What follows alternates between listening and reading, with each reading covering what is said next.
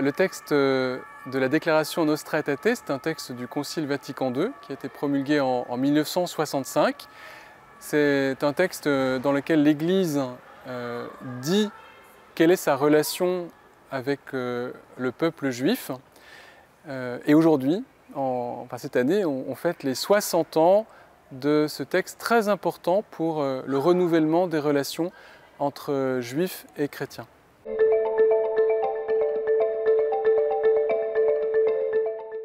Le texte de la Déclaration Nostra Aetate, il vient après la Seconde Guerre mondiale, dans une époque où l'Église a pris conscience que sa catéchèse, son enseignement de la foi, véhiculait très souvent un mépris pour les Juifs.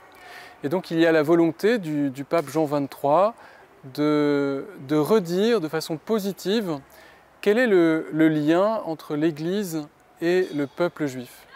Et le texte de la Déclaration Nostra Aetate, le paragraphe 4 de ce texte, qui a donc pour destinataire le peuple juif, est très court, c'est une page, dans laquelle l'Église dit 3 choses.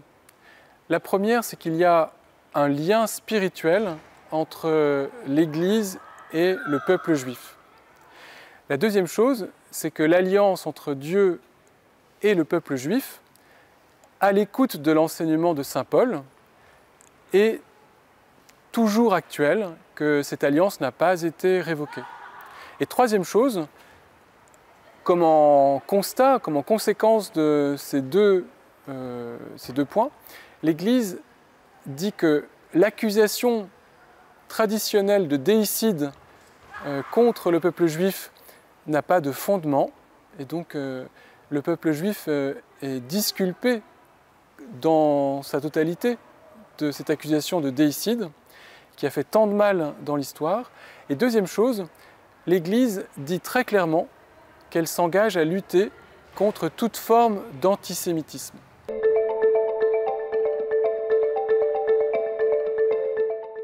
Pendant plus de 2000 ans, les relations étaient conflictuelles, jusqu'à même conduire à des persécutions. Et en 1965, l'Église se regarde elle-même, elle scrute son propre mystère et elle redit le lien qui l'unit au peuple juif. Et donc à partir de 1965, une relation de fraternité, une relation nouvelle va se développer entre l'Église et le peuple juif.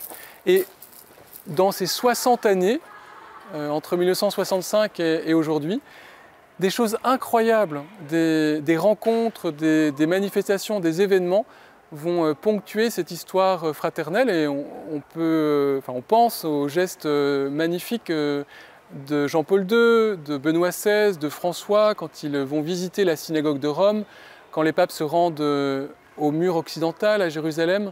Les expressions très belles, par exemple de Jean-Paul II, qui parle des Juifs comme nos frères aînés dans la foi.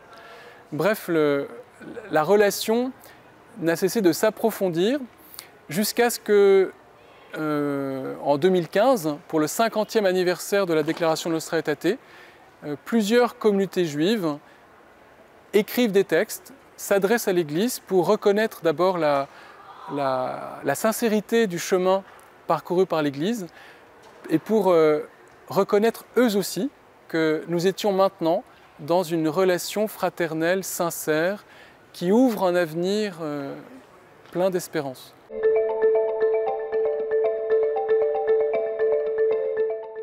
Le 60e anniversaire de la Déclaration Nostra Aetate, cette année, est providentiel dans le contexte actuel, dans le contexte du conflit au Moyen-Orient.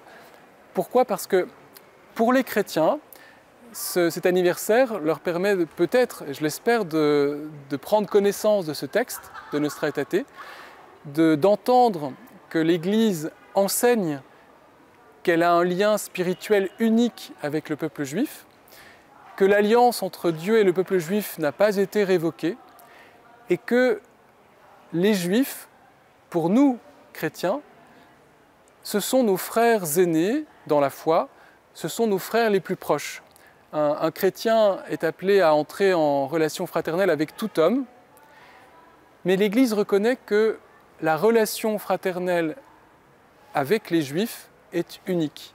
Et donc, je pense que le texte peut aider les chrétiens à redécouvrir la beauté de cette relation en séparant ce qui relève de la critique politique liée à un conflit, qui est toujours légitime, et la question religieuse, et de ne pas confondre les deux. Donc le texte peut vraiment providentiellement aider les chrétiens à mieux vivre de leur foi et être présents dans la vie du monde pour lutter contre l'antisémitisme, pour aider tous leurs concitoyens à accueillir de la plus belle des manières la diversité et notamment le témoignage que ne cesse de porter le peuple juif en tant que peuple religieux.